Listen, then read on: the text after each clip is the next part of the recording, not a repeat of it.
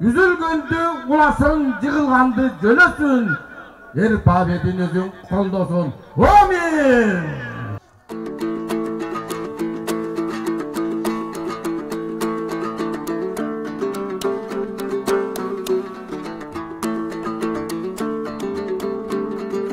Замешали в большом таваке, можно сказать, такой тавак огромный, вот, диаметр 3 метра.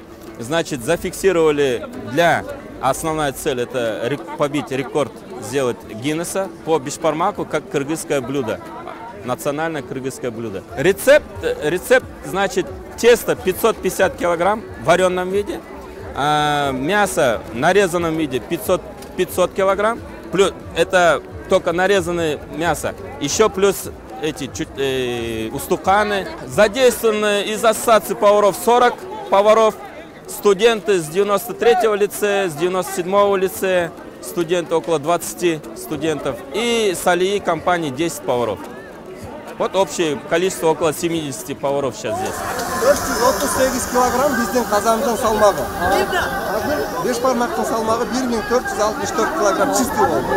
1464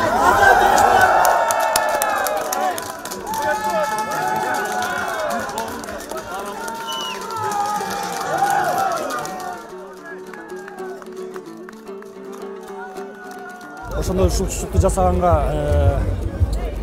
8 саат 10 саатка жакын убакыт кетти чучуктун өзүн жасашчы. Анан бул 1 сутка турду. Бир сутка эмес, жарым күндөй турду, андан кийин уже бышырдык да. Бул бышырыгы аземи дагы бир 7-8 саат убакыт алды бышыргандан. Анан азыр эми баары көргөндөй эле официально 117 метр деп белгилешти. Өзүнчө бир башка технология менен ородук.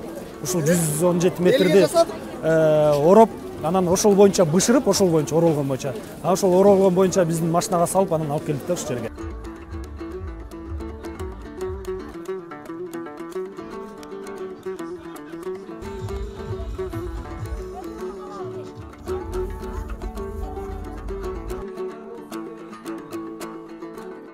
Чоң кубанычтабыз, элибизде ушундай көп жаңылыктар, көп жакшылыктар боло берсин.